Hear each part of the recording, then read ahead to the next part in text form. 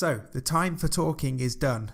Well, not entirely, otherwise there'd be no point in this podcast running. Anyway, the League One season starts this weekend, so it's time to get excited. This is the world's greatest podcast about the Coventry Bears.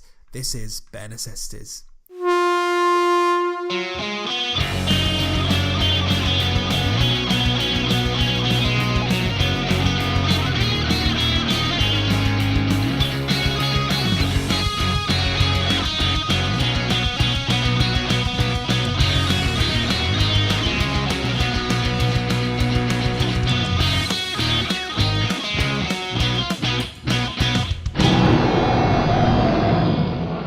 Yes, welcome to Bear Necessities, your podcast for all things Coventry Bears Rugby League. We live at covbearspodcast.com. We're at covbearspodcast on Twitter, and you can find us on YouTube and wherever else you get your podcasts. I'm one of your hosts, Dave Musson, and joining me as always is my co-host, former Bears player. He's a little bit full of cold, but hopefully we'll help cheer him up with this podcast. Craig Cathcart. Craig, how are you doing aside from being under the weather? I'm great otherwise. You'll have to bear with me. I'll try and not cough and splutter too much, but I shall soldier on. And lots of things to talk about on this show. Indeed there are. This is a very big show. Obviously it comes just a few days before the start of the 2018 Betfred League One season, and we do have a packed agenda for you in this podcast. So we're going to be joined by Bears head coach Tom Tsang to find out a bit more about what the players have been up to this pre-season and what he expects from his side this year. Not only that, we've got a shed load of your AskMrC questions for my co-host. We're going to get excited for the Bears trip to Doncaster this weekend, and later in the show Craig and I are going to make our predictions for the 2018 season. Before we get in properly though, a couple of admin points I guess. I'd like to say a big thank you to those of you who have joined our Super League Dream Team Mini League. It's kind of like fantasy football but for Super League. If you want in, you can still join us, I think. You can enter up to 3 teams as well. So if you head over to sldreamteam.co.uk, you can make your teams and then search for our mini league. The pin for our league is 4151. That's 4151. And the password is Coventry. I will just mention that I happen to be first and second at the moment, but that's probably not going to stay like that for the whole season. So come and knock me off my perch and join us in our mini league.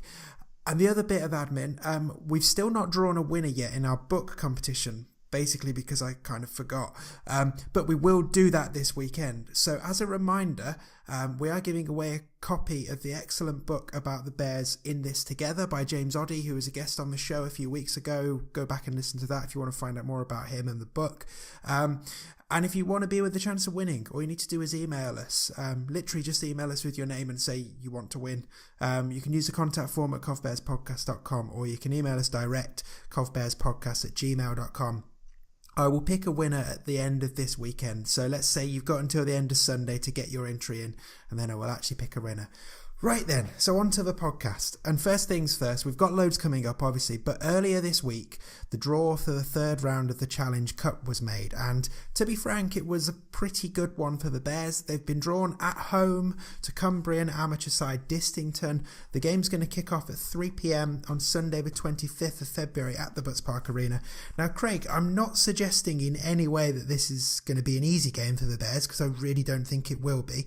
But an amateur side at home, that's a pretty good draw, and it's a very real chance of the Bears making it into round 4, don't you think? Yeah, I mean, it's going to be a tough game, isn't it? But, drawing someone at home, it's the first home game I think the Bears have ever had in the Challenge Cup. Mm-hmm. And it's a real opportunity to progress to the next round. Distington will be tough to play against. Cumbrian sides are, notoriously tough to play against. They'll up their game. It's a chance for them to get a scalp of a professional team. So they'll put everything into it, and I'm sure they'll bring some fans down with them as well. It's a long journey for them, which again gives the Bears a bit of an advantage. But yeah, I'm massively looking forward to this. To get a home game in the Challenge Cup is just fantastic. And it's a home game before the first home game in the league as well. So definitely all the more reason for you to come down. So yeah, just a reminder, that's going to be the Bears at home to Distington, third round of this year's Challenge Cup, Sunday 25th of February, 3pm kickoff. Do make sure you're there to get caught up in all the cup fun, and of course we will remind you about it next week. Should point out season tickets are not valid for the cup, so if you're a season ticket holder and you want to be at the cup game, do make sure you buy your ticket. There are links on the Bears website to go and do that on Eventbrite, and you can just buy your ticket and show it on your phone and get in. And there's going to be merchandise available at the game, and the usual pre-match hospitality in terms of food and drink being available. Gates are open from 12:30 on the day, so do make sure you're there for as you say, Craig, the first chance to see a Challenge Cup game in Coventry. So, as I said at the top of the show, we're going to be joined by Bears head coach Tom Tsang very shortly. But one other quick bit of news that we should mention, because it's really, really good news. So Zach Williams and Liam Rice-Wilson, they're going to be ensuring the Bears have some representation at the Commonwealth Games, as they are part of the Welsh squad for the Nines tournament. Now, Craig, I don't know how much you've read about this, but from what I can tell, this isn't like an official Commonwealth event. It's more of a test event that might become official on future games, but it's still an international Nines tournament. It's a chance to travel to Australia and get some international experience. It's going to be a great couple of weeks for those Bears lads, isn't it? Yeah, it's a wonderful opportunity for them. I mean, Zach's, trained with the Welsh setup, in the full 13 setup before, and just to go down to Australia and play an international tournament is just what a wonderful experience, and it'll only help their game longer term. The Bears will miss them for a couple of games, obviously. Zach was an important member of the team towards the end of last year, but to get that experience under your belt, coaching and development that they'll get from it is just going to be really good for them. Yeah, and we saw last year with a couple of the Bears players who were involved in the Student World Cup, they came back and had plenty to offer at the end of the season, and it's certainly up their game. So well done to Zach and to Liam. Really looking forward to hearing how they get on, and perhaps we can get them on the show for an interview once they're back from Australia. I think that'd be really good. Okay. We've plugged it enough. I think it's time to check out my interview that I did with Bears head coach Tom Tsang. Loads of good stuff, loads of useful insight into what's been going on since the Leeds Rhinos game in terms of Bears pre-season preparation, and some thoughts for the coming season. So do listen up. This is me chatting to Tom Tsang. Okay, so very pleased to welcome back to Necessities Bears head coach Tom Tsang. Tom, last time we spoke was on the pitch right after the Leeds Rhinos game. You've had a bit more time to reflect on how that match went now. What are your feelings on it now? You've had a bit of a time to stew on it and think about it a bit more. Yeah, well, I think it was a really good starting point for us at that point in pre-season. It gave us a real good benchmark, as I said on the night. We were pretty happy with a lot of the things that we did, and we also knew that there was a hell of a lot on top of that we needed to improve. No doubt Leeds, it turns out that they actually put out quite a strong team, looking at some of the other results that same team has had subsequently, and looking at some of the players that played in that game that have actually played Super League in the last couple of weeks since. So we're happy with that as a performance, but we know that was a month ago, and we've had to do a lot of work since then. We dissected the video, we've looked through that as a squad, and individually players have taken away the stuff that they needed to. But it was a really good foundation for which to sort of take this last month into the start of the season. And I know since then there've been a couple of warm-up matches, haven't there? I know there was talk of did you played London and you played a game down on your training camp in Wales. So can you tell me a bit about how those games went and what you've learned from them? Absolutely. So 2 weeks ago we went down to the London Broncos and played. It's probably best to describe it as a structured training session against them. So the format was it was broken into 5 blocks of 15 minutes where each team got an opportunity to attack and defend. It was obviously full international rules in those 15-minute blocks. There's a referee there. So for all intents and purposes, it was played at match speed. It was played at match intensity. And it allowed us again to to get a look at players in a live situation against live opposition, but also with the flexibility to stop the game after 15 minutes, change things around, try different players in different positions, try different combinations, tip the players up in terms of what we wanted them to focus on at different areas. So it was really, really useful, and we got a lot out of it. And thanks to London Broncos for providing the opportunity. And it was a perfect way to springboard off the back of the Leeds game. So we had an opportunity to put some of the things that we talked about from the video and in the training sessions into some live practice. So very, very useful. And then the following week, on the 10th, we went down to South Wales and we played a similar style of training session or structured training session, albeit this time it was in 4 20-minute periods. So again, getting closer to a full game. And the same thing, we had a smaller squad that actually took part in Wales to sort of replicate on a game day situation when you have just the 17 players to rotate through. And we made a fewer changes in that, like we would do in a game day. So again, just sort of tapering in and focusing in the work that we're doing as we approach this game on Sunday. So I'm very happy with how the sessions have gone, how pre-season's gone. I think we started with pretty much a skeleton squad back in November or early November before we started. We went through the trials.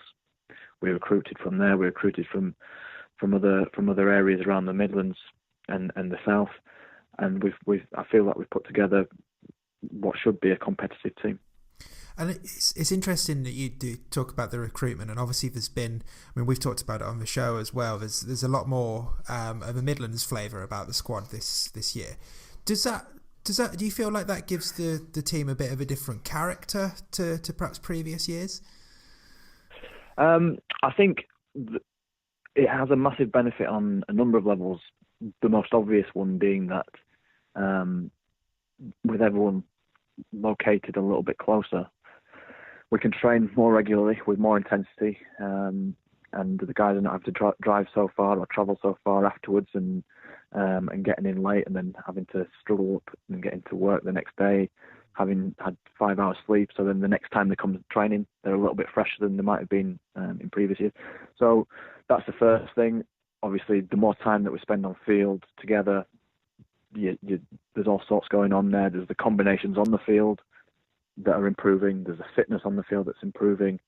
And then there's the relationships between players off the field in terms of they're just getting more used to each other. The friendships are building, they're bonding together.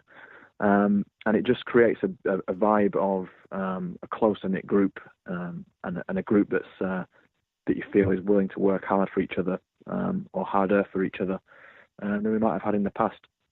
So it's all positive. And I think because everyone or the majority of people are either from the Midlands or living in the Midlands or the South, they do have that sort of, I think, desire to represent that region with integrity and with passion. So it's another bonus. And it must be really rewarding for you, because I know you've had a look at recruiting through sort of the universities and the link up with Midlands Hurricanes. And I know you were talking on the League One show earlier this week about the benefits of doing that, and it's sort of reflecting your background in the game as well. So it must be rewarding to think that you've got plenty of players in your squad this year that have come through that route, and you're going to be able to give them an opportunity to test themselves at this level this year. Yeah, I mean, I think student rugby league, university rugby league is still an untapped resource. People go to university and kind of fall off the radar sometimes. And like I said on the League One podcast, that when I was at university, although I was born and brought up in Huddersfield and managed to play to a fairly reasonable standard when I was younger, I was playing alongside some really, really good players who came to the game really late. And if it wasn't for student rugby league, they wouldn't have had the opportunity. So that still rings true today. There's some great players who they get their first taste of rugby league at 18 years old when they first try it, but they've got all the attributes, athletic attributes, mental attributes. Tactically, they might be a little bit off, but that's something that they can pick up over time. we're willing to give them that opportunity and work with them closely and provide the sort of the feedback that we know that they need, because we've been through that ourselves. So all three of the coaches, myself and Alex Brown and Mark Sloan, have all been through Student Rugby League pathways before, represented our countries in Student Rugby League. So we know what that side of it's all about. But I think going back to the squad, it's just a good mix of young men who are willing to work hard, and they might not have necessarily the experience that other teams have in this league, or that we might have had as a team in the past. But I think certainly the fitness levels and the attitude levels that they'll bring should catch us up pretty quickly in that regard. Yeah, and you mentioned international representation there, and I just wanted to throw in a quick. Not even necessarily a question, but a quick mention for the fact there's going to be a couple of Bears lads at the Commonwealth Nines competition in the Wales squad, in terms of Zach Williams and Liam Rice-Wilson. I mean, that must be a great experience for those guys to go and travel and play in that competition. Yeah, absolutely. I mean, anytime that someone gets an opportunity to represent the country at whatever level it is, it's something that they should absolutely take with both hands if they're able to. And when we heard that Zach and William were in the running for that, we made sure that we pushed them towards it. I know that there's a few of the players for the clubs who weren't actually allowed to go, and they make the most of that. But we wholeheartedly wanted those guys to go away and do that. It's 10 days out of the season. They'll miss 2 games, but what they'll get out of it personally is absolutely huge, and they'll carry with them for the rest of their lives, I'm sure. And hopefully the experience that they'll bring back into our camp will also benefit us as well. So I see it as a win-win, although obviously Zach and Liam will be unavailable for our first 2 games of the season, but we'll be able to cover that, I'm sure. Yeah. Now I want to pick your brains a little bit about the upcoming season opener with Doncaster shortly, but just before that, obviously the Challenge Cup draw was made this week. Bears have been given a home tie against amateur side Distington, which will take place on the 25th of February. I'm very excited for the fact that the Challenge Cup is going to be coming to Coventry. You must be pleased to have a home tie, and with wanting to pick my words carefully here, a home tie that on the outset looks fairly winnable for the Bears as well. Well, yeah, I mean, this is the 4th year that we've been in the Challenge Cup as a League One club, and we haven't had a home tie until this year. So, first of all, that was the first criteria that we were hoping to meet this year. We've also only ever had one home tie in any cup that we've ever entered in the last since we've been in the league. So to have a home draw is great for us, and hopefully we can put on a show for the home fans. I don't know much about Distington in all honesty. I know that they're obviously a Cumbrian team. I know that they're playing the Cumbrian Premier League. I think they finished in the top 2 last year.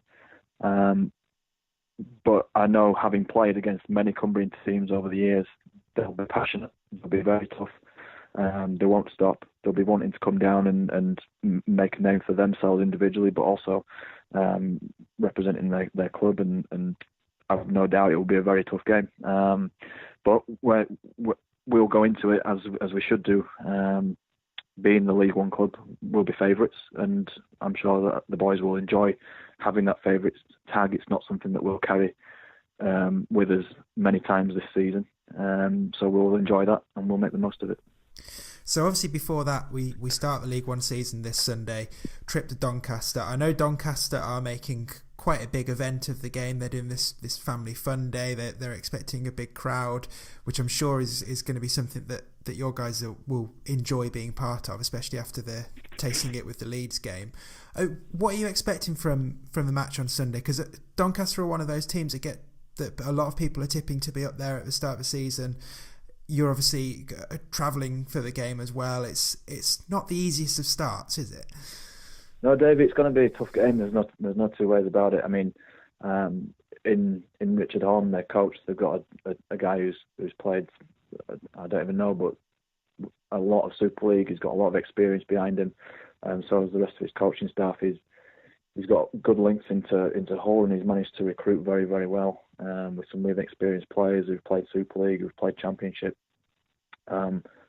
there's no two ways about it. They'll be wanting to get promoted this year, and for my money, they'll be in the top four as a minimum. I would have thought. So it's going to be a tough game, but we've managed to find a little bit of video on them from pre-season. They were very, very close in a game against London Broncos. They were very, very close in a game against Batley. Obviously, both championship teams. But we'll use that to prepare our guys. And one of the things that we've sort of managed to get out of our guys through pre-season is just to be fearless. It doesn't matter who we're playing against, who we're turning up against. We'll go into it every single game, regardless of what's happened the week before, expecting a good performance, expecting a result. And that's exactly what we'll be doing against Doncaster. For the last 3 years, we've been satisfied and been happy with being the sort of the plucky underdogs who've had a bit of a go, and we want to lose that tag, and we don't want to be satisfied with that. I think we've been able to get away with that because we have been the newest team in the league, and we still are, but we're now 4 years in. We're not really the new boys. We're just another team that's wanting to compete, and we need to make sure that we have that mindset, and we will do. But yeah, Doncaster will be a tough game, but we've looked at the limited video that we've had of them, and we'll make sure that we're trying to exploit any weakness that we see. Mm-hmm. And just as a final question, I mean, beyond the Doncaster game, what more broadly, what are your hopes for the season, and what do you think fans should expect to see from the Bears this year? In terms of sort of expectations, I think we desperately will be demanding of ourselves that we're, like I just said, that we're competitive in every game. We will not be out enthused in any game that we're playing. There may be times when you're coming up against the likes of some of the teams who are close to full-time athletes that you might get outgunned, but we will never stop trying, never stop working, and never stop believing in ourselves. And that's something that we're very, very hot on. And the lads themselves have said that that's something that they want to pride themselves in. So that's certainly something that we expect. We're also expecting that mindset and that mentality to translate into some of the closer games from last year where we didn't quite get over the line, and we were happy with that because we won someone close. That we will actually use that to get ourselves wins where we might not have done in the past. So we have high expectations of ourselves. The experience level in the team is less than what we've had before, but as I said, but we're fully committed to making sure that we have improvements from previous years. So that side of it is what we're expecting, and I think that translates into the fans can just expect us to be a team that just keeps on going regardless of what's happened before. Mm-hmm. Great. Well, brilliant stuff, Tom. It's always a pleasure to speak to you. Really looking forward to the start of the season, and good luck for Sunday. Thanks, Dave. I appreciate it. Okay, you're listening to Bear Necessities, and that was Coventry Bears head coach Tom Tsang. Huge thanks to Tom for his time and for such a great interview. Craig, I don't know about you, but I really like hearing how determined and almost bullish he sounds this year. The idea of not being plucky underdogs anymore, I'm all in on that. What do you think? Yeah, I think Tom's confidence comes from having a long pre-season and having opportunities to work with players. The Bears made a lot of signings early on, so that it could get people in, and Tom could work. Tom and the rest of the coaching team could work with them. It comes across to me that he thinks that they've had a good, close season. That that the training's gone well, that the players are working well together, and I think. If you can, I think the little steps like getting people fitter this year, getting them working together more in training, that's going to make a huge difference. And I think the recruitment of players as well has been very good. So, I think the Bears are ready to make the next step. It's obviously going to be harder this year because you've got two of the teams that arguably the Bears would have been possibly beating this year, dropping out of the league. But I'm with Tom on this. Yeah, I'm confident that there'll be a really good season this year. And I think it sounds great that they've been able to train more often as well, just in terms of the practicalities of having more Midlands players. Yeah. That's only going to benefit the team because the combinations will be coming together quicker. And as Tom said in the interview, that those friendships, the bonding in the squad, it's all happening at a much faster pace than it might have done for previous seasons. So yeah, lots to be excited about this season, I think. Okay, so still to come on this show, Craig and I, we're going to be chatting about this Sunday's visit to Doncaster, which is going to be a tough game. Definitely going to be a tough game, but we shouldn't be disheartened if the Bears don't manage to win. But we'll get to that later on, and we're going to make our predictions for the season. But first, it is time for Ask Mr. C. So this is the part of the show where I put your questions to my co-host. So if you've got something you want to ask him on a future episode, and it can be about anything, ideally about Coventry Bears and Rugby League, but we'll take anything. Do tweet your question to @CovBearsPodcast, use the hashtag AskMrC, or you can use the contact form on covbearspodcast.com if you're not as au fait with the Twitters as some people are, and just send us an email with your question there. So we've got a few. We'll go through them. Yeah, quite a lot this week. And Craig, and I know you've been under the weather. Don't worry if some of your answers are shorter than you might normally do. That's absolutely fine. There are plenty anyway, so we're going to be talking for a while. So, first up, we've had one from @Yorks Tim, who wants to know more about Distington. I think we're going to save that for next week and use it as part of our Challenge Cup preview. I hope that's okay, Tim. But it also, Craig, it gives you a little bit of time to look into Distington and find some interesting facts for them. I've done a bit of research already. Hello. Yeah. I actually went up to Cumbria on a coast-to-coast bike ride, about 3 or 4 years ago now. So I wouldn't consider myself familiar with the area, but I went through a lot of rugby league towns. I'll be able to chat a bit about that next week. Okay, so more to come for that for you, Tim. So first up on this week's questions, we've had one from @Warwick D Warner, who, Craig, he asked for your opinion on the lack of pre-season and asked whether there are any positives in that. Now, I think this is a very fair question, but it's also kind of one of the big reasons I wanted to get Tom on the show this week to really talk through what's happened between the Leeds game and now, and hopefully what Tom said has helped answer quite a lot of Warwick's question. But Craig, is there anything else you'd add in your response to this, sort of on top of what Tom was telling us earlier? Yeah, I mean, I think there's been one home game in pre-season, which was the Leeds game, which, was a wonderful night for the club. And, Tom got to try out a lot of players. But the other 2 games weren't really publicised because they weren't, I guess they probably wouldn't be considered as actual friendlies. They were almost like a training game. But yeah, clearly Tom wanted those sorts of sessions to get the most out of the team. But I mean, in the end up there was 3 pre-season games, which to me sounds about right. Some clubs have gone for slightly more than that. Some clubs have gone I think some clubs have only played a couple of pre-season games. So I think it sounds about right. I mean, we'll see when we get to the Doncaster game if it's worked. But yeah, certainly. You don't also want to put too much into pre-season because it's going to be a long season this year. I think 26 games plus cup games. So, that's another thing. You don't want to burn players out midway through the season because they've played too many games up front. I think they'll be fresh for the Doncaster game. They'll be ready to go and raring to go. And, they've obviously got the cup game as well in between to get extra game time too. So. Yeah, and I think having already tested themselves against a team from Leeds Rhinos and a team from London Broncos, I think that's a good starting point for a team in League One as well. So yeah, I guess it's just more and I can see where Warwick's coming from.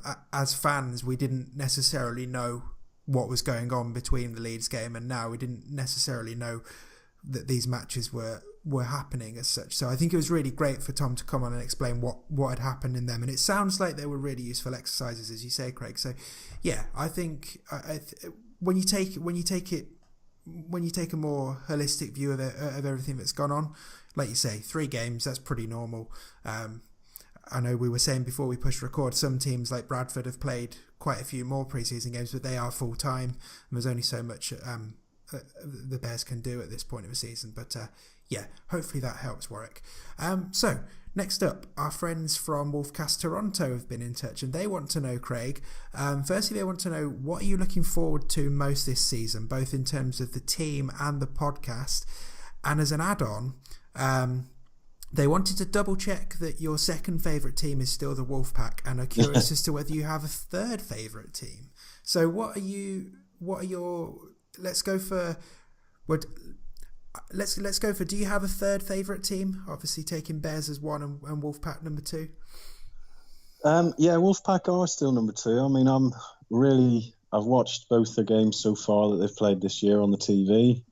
They are a club that I'm constantly looking out for news on. I mean, I'm completely fascinated with where they're going to go and how they're going to end up, because I think it's, it sounded like a crazy experiment at first, but it's really working. And, there's real passion amongst the Canadian fans, and there's new people getting into the sport. It's just brilliant. And, I wish them every success. I want to see them do well. And, certainly I'll look out for them. In terms of other clubs, to be honest, when it comes to Super League, I tend to flip between different clubs depending on who I like watching at the time. Okay. Years ago, I quite liked the Leeds Rhinos team which had a Yeston Harris in. I quite liked some of the St Helens teams that had Sean Long in. Just last year, I followed Castleford just because of the amazing rugby that they were playing all year. So, yeah, I don't really have a Super League team as such.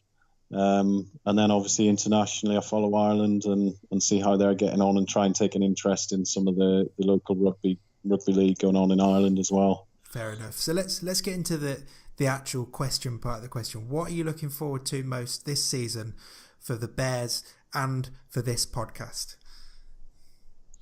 So first for the Bears really is just to see lots of competitive games. I'd like to see Tom himself says the Bears want to move from being plucky underdogs to actually being taken seriously as a club and as a team. And I'd love to see that. I'd love to see them going places and giving them a right good go. I'd love to see them, with the home games, really put in some really top performances at home and, get some good results on the board and give the fans what they want, which is attacking rugby played at 100 miles an hour. I'll be happy if they can do any or all of those things, really. Mm-hmm. And with the podcast?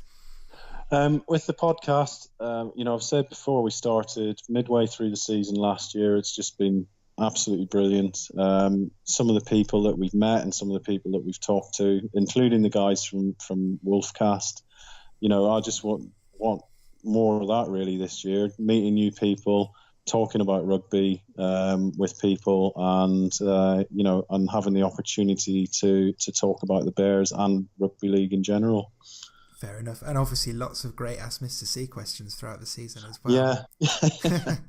Okay, talking great AskMrC questions.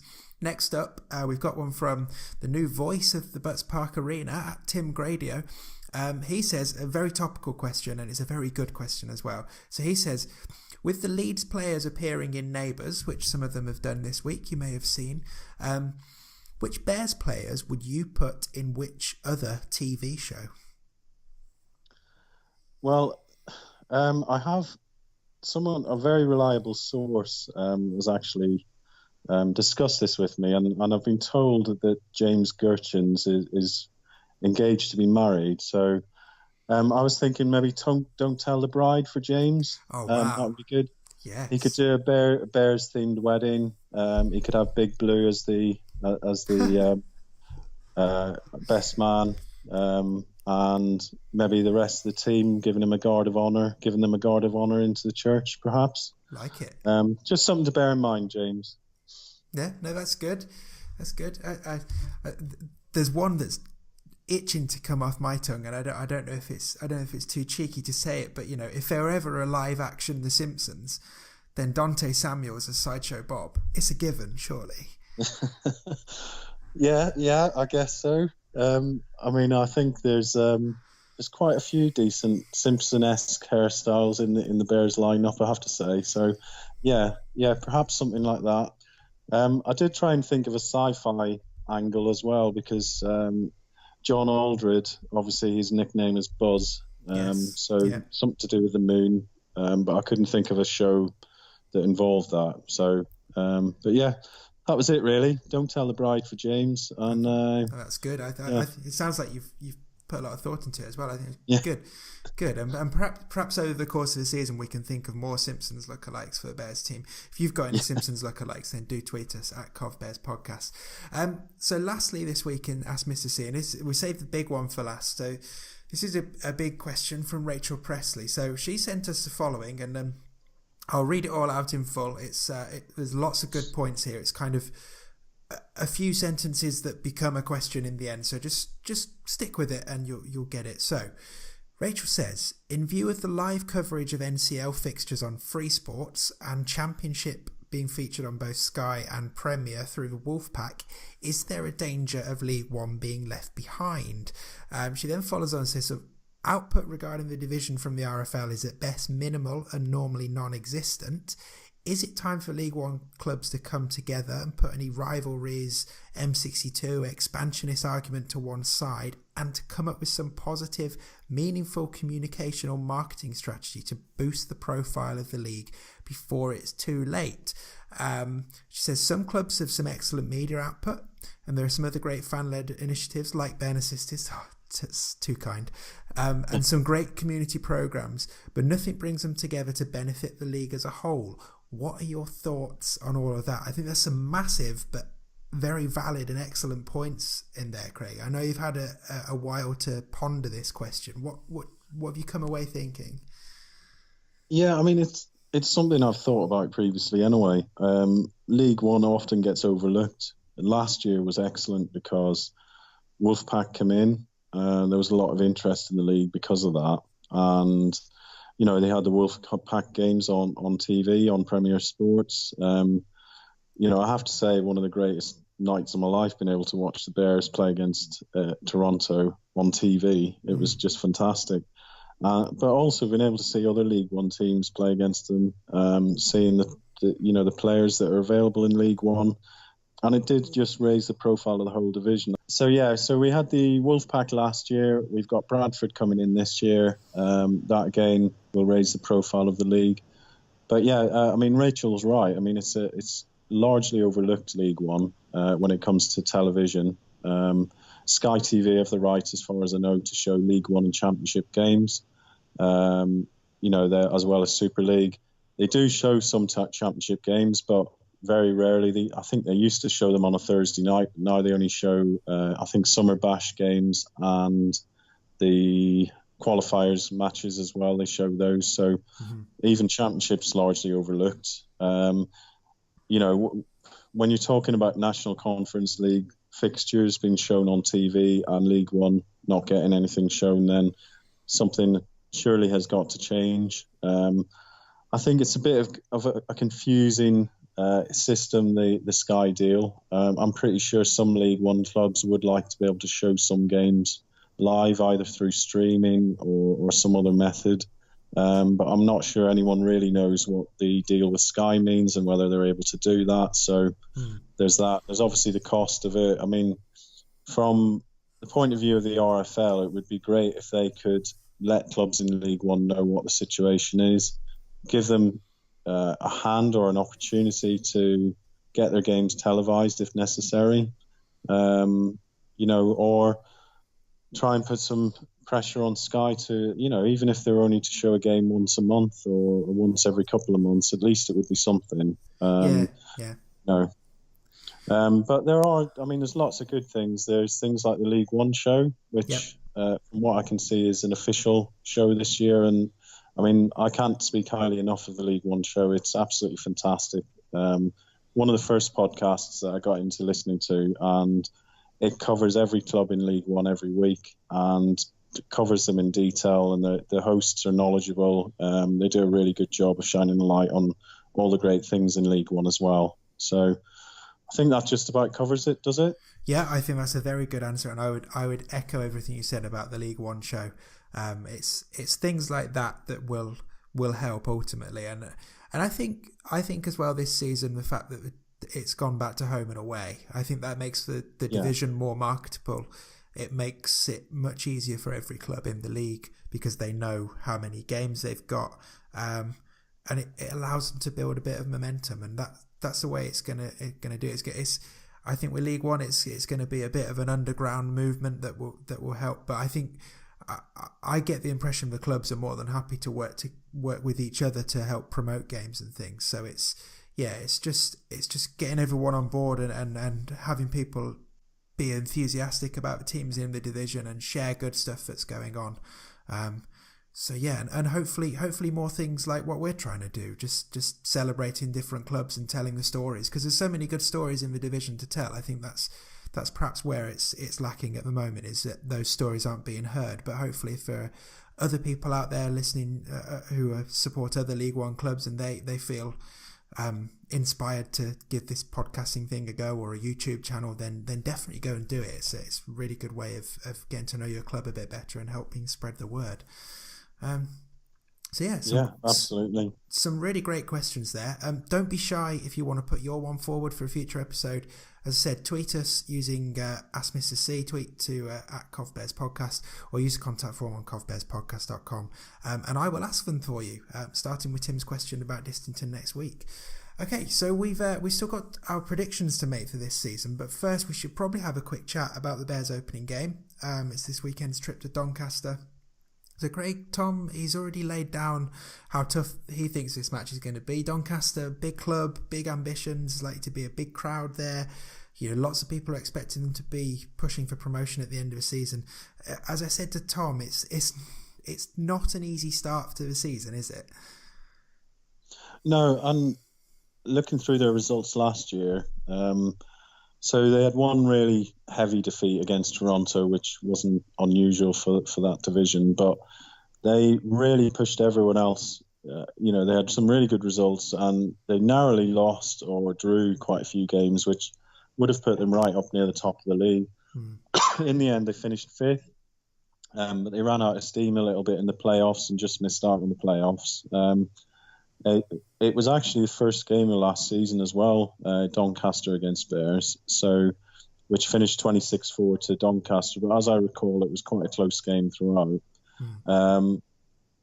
Last year, they were just outside maybe the top tier of clubs, but they'll be looking to improve on that this year. And I think they've got to be up there as one of the 3 or 4 teams that will be hoping to get promotion. And they'll be looking for a good start to the season against the Bears. They've also done really well with season tickets this year. I think they're approaching 1,000 season tickets, which is something like 4 times more than they got last year.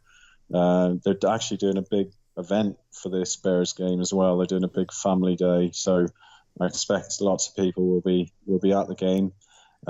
It's a really good stadium they're at as well, so it's going to be tough. But if you're going to go somewhere, like that with a big crowd, then it's going to spur the Bears players on, and I hope they can push them all the way and get a decent result.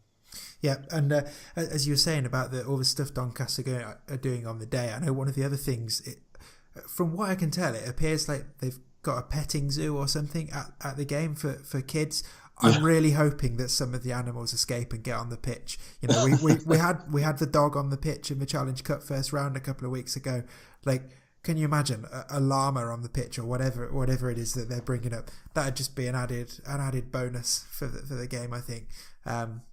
So the Bears playing Doncaster this Sunday, 18th of February, and of course we will bring you plenty of reaction from it on next week's podcast. Okay, so before we leave you for this episode, it's time to come good on what we've been promising all episode. It's time to make our predictions for the 2018 season. So the way we'll do this, I've come up with a few questions that we can listen back to this in September and see how well we did. But we'll both answer the questions. I'll answer first each time because I wrote the questions, so I've had longer to prepare. But let's see what we come up with for this. So first thing we're going to predict is the Bears' top try scorer. Now, I'm second guessing you slightly here, Craig, and I'm guessing you're going to say Hayden Freeman. So I'm going for Chris Vitellini. Basically, he scored twice against Leeds, which is a pretty good achievement. I just think he looks dangerous from close range, and I can see the Bears using him as a strike weapon from not very far out quite a lot this season. Who have you got for your top try scorer? Yeah, it was Hayden, I think.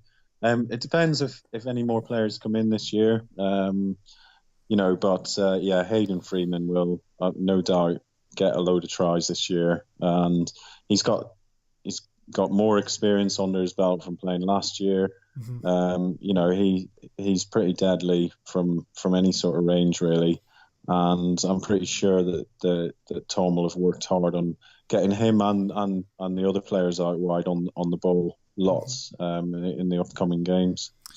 So next up, we're going to predict who we think are going to be the best attacking player and the best defensive player for the Bears. So for my choices, my choice for best attacking player, I'm going for Ben Stead, who's the halfback that the Bears signed in the off-season. I thought he looked really good against Leeds. And I think him in combination with Paul Emanuele is going to give the Bears a lot of control in matches this season. But yeah, I've just got a feeling that Ben Stead's going to have a good year. I've also got, as a sort of backup choice, I've put Mikey Russell in there on the basis that I'm really hoping that he will come back in a Bears shirt soon and push on from where he was last season. But my main choice is Ben Stead. And my choice for best defensive player, I'm going for Alex Beddoes, because he really came on towards the end of last year, and we saw him put in plenty of big hits. And I think if he can, if he can push on from that, and if we can, I'd like to see more of him on the pitch each game as well. But I have a feeling he's going to have a big year for the Bears defensively. What about you, Craig? Best attacker and best defender? Attacker, I mean, again, it's similar to a bit of a shot in the dark, but based on just one game. But yeah, Chris Vitellini, I think, will be someone who comes into the line quite a lot. Will create, create stuff going forward. And purely on a creative front, though, I think Paul Emanuele as well has got to be up there as an attacking threat, just because he makes things tick and his kicking ability, and he can break the line as well. So with him. And best defensive player, I think is probably between a couple. Zach Williams was a tackling machine last year, so he's going to be up there.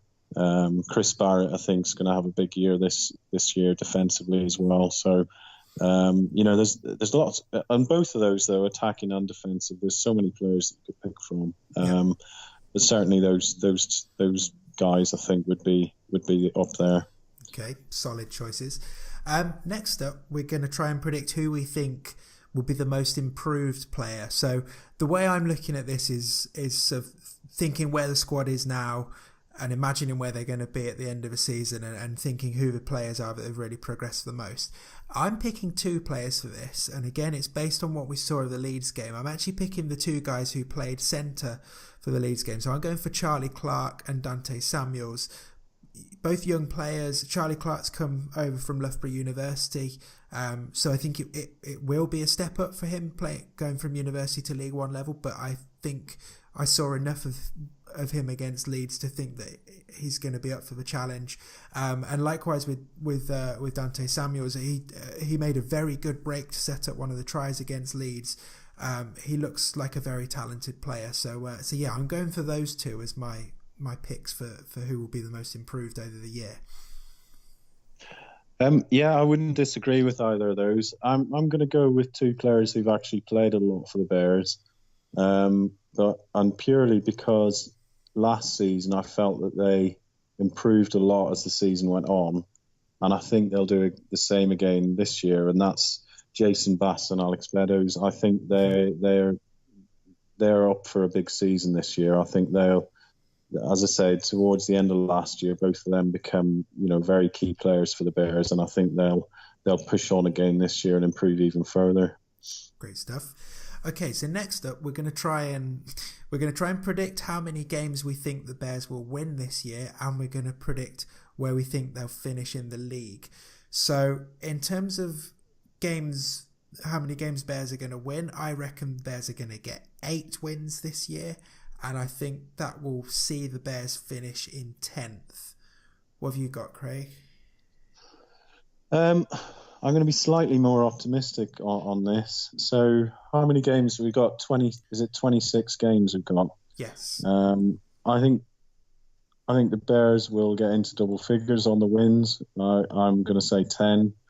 11, yep. 10 or 11 wins, and I think it's going to be, I'm hoping, but I'm thinking it's going to be a top 8 finish. So let's be optimistic. I think it's going to be a good season. Great. I'm happy to back you on that, and I'm very happy for you to have won that particular one if we get to the end of the season and you're closer than I am. And finally, what game or games are we most looking forward to this season? It's not really a prediction, it's more of what are we looking forward to. I think it's a given that both of the Bradford games are going to be really special occasions.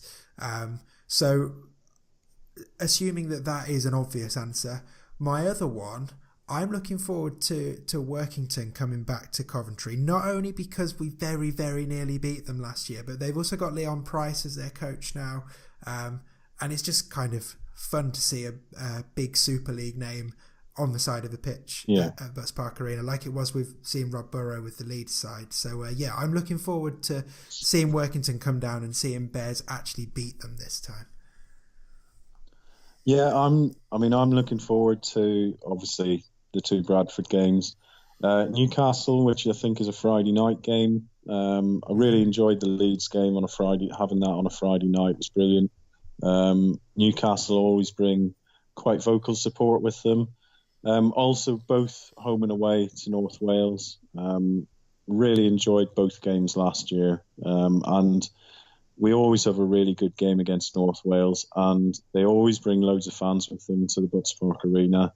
And I went up for the first time last year away to North Wales, and the Bears won. So really looking forward to both those games. Great stuff. So, as I said, we will revisit these predictions at the end of the season and see how well we did. Those are obviously our predictions, but what do you lot think? Do get in touch. Let us know on Twitter at CovBearsPodcast. Let us know what your predictions are. So it's top try scorer, best attacker, best defender, most improved player, how many games we're going to win, where are we going to finish, and what game you're looking forward to most. Let us know, and we might throw some of those in over the course of the season. And don't forget, of course, to enter our book competition to win a copy of In This Together by James Oddie. Just email us using the form at covbearspodcast.com. And if you like, enter up to 3 teams in our Super League Dream Team mini league. Just make your teams at sldreamteam.co.uk. Find our league by searching for the pin 4151. Use the password Coventry and come on in and join the fun. And that, friends, is that for this episode. Of course, join us again for next week for a reaction from the Doncaster game and a preview of the Challenge Cup. Craig, you've very much earned a lie down and a nice long sleep, so I hope you feel better soon. But the season's finally here. It's time for action. I'm looking forward to it. I'm guessing you are as well. Yeah, I can't wait. Can't wait till Sunday. Cool. We will see you next time.